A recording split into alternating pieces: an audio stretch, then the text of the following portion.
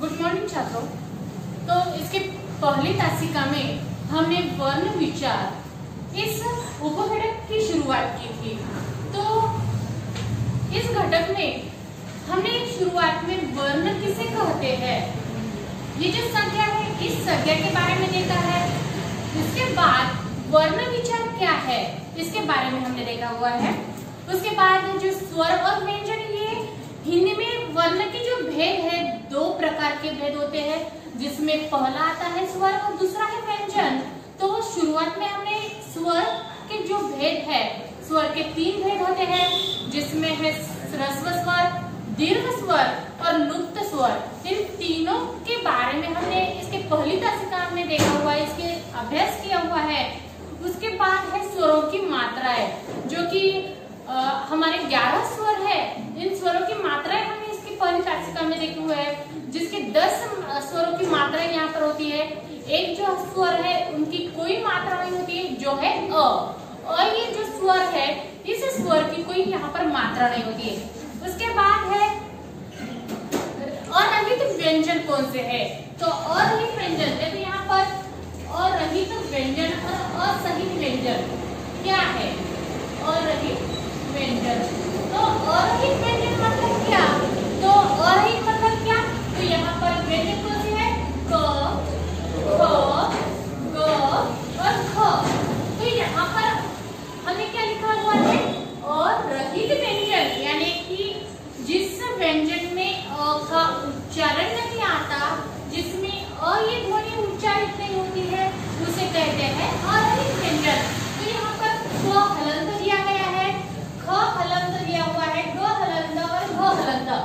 जबकि इस व्यंजन के नीचे जहाँ पर तिरछी रेखा आ गई है, उस तिरछी रेखा को हमने हलंत कहा हुआ है, और ऐसे व्यंजनों को यहाँ पर अरहित व्यंजन कहा है, क्योंकि ये जो व्यंजन है जो कि हलंत है, इस हलंत व्यंजन में अ की ध्वनि नहीं आती है।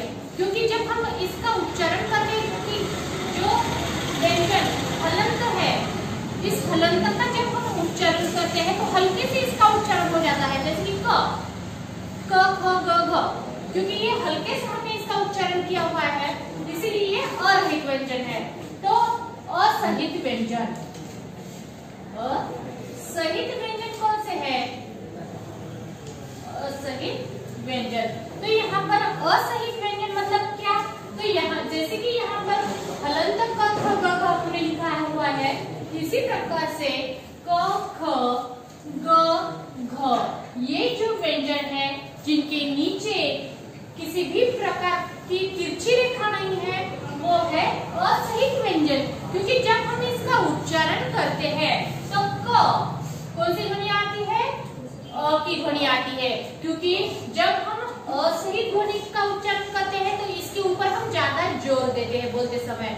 कैसे, क जब हम उच्चारण करते हैं क का, तो कौन सी ध्वनि आती है यहाँ पर, अ ये ध्वनि आती है। क, ख, अ आ रही है अ की ध्वनि, उसके बाद है ग, अ की ध्वनि, घ, अ की ध्वनि। तो जिस व्यंजनों में अ की ध्वनि आती है, जिनके नीचे कोई तिरछी रेखा नहीं है, वो ध्वनि है, वो व्यंजन है असहित व्यंजन। उसके बाद है अयोगवाह। जबकि मैंने इसकी पहली तासिका में आपको कहा था कि अयोगवाह क्या है, कि आहा, ये जो स्वर है दो आहा, तो ये जो विसर्ग है और ये जो अनुस्वार है, इसके ऊपर जो यहाँ पर हमने डॉट दिए हुए हैं, तो इन विसर्ग और अनुस्वार को यहाँ पर क्या कहते हैं, अयोगवाह। ये ध्वनि स्वर भी नहीं है और व्यंजन भी नहीं है, क्योंकि ये स्वर में भी नहीं आती है। स्वर कितने हैं, 11 स्वर है। ओ औ यहाँ तक है, ओ औ यहाँ तक स्वर है पूरे हमारे।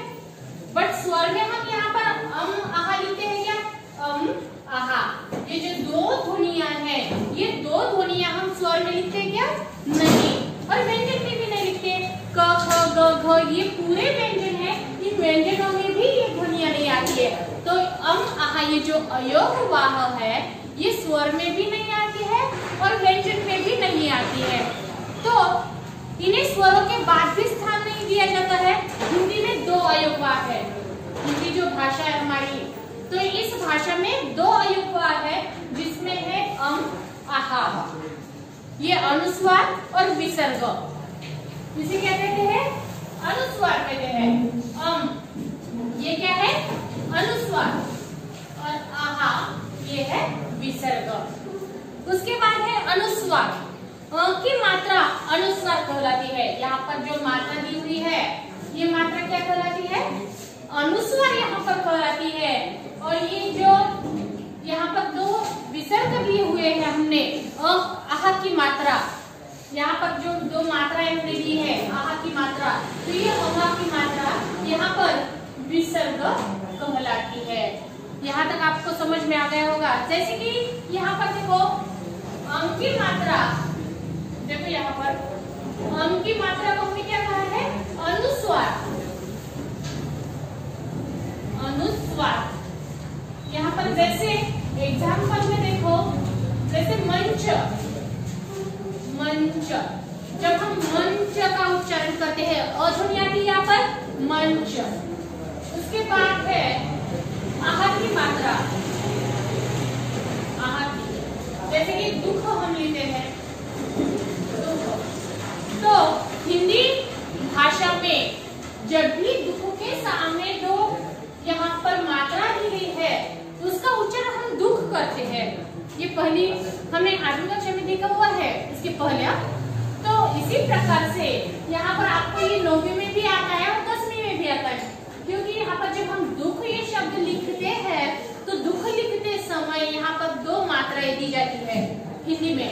पर हमें आपका उच्चारण करना है, तो उच्चारण क्या करते हैं? हम दुख का उच्चारण करते हैं।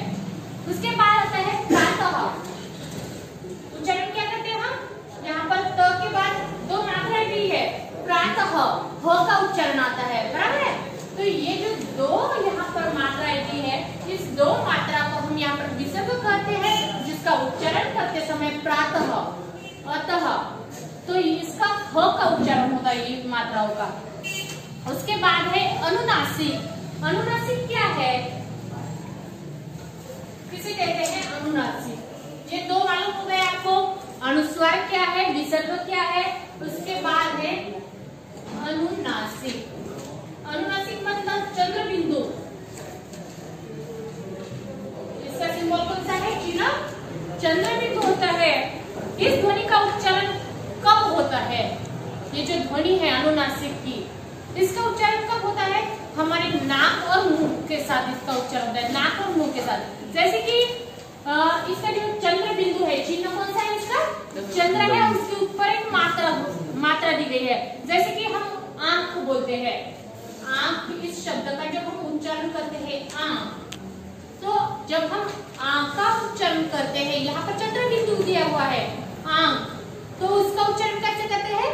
नाक और मुंह के साथ, आंख और मुंह के साथ इसका उच्चारण होता है आंख। उसके बाद है व्यंजन, अनुनासिक, विसर्ग और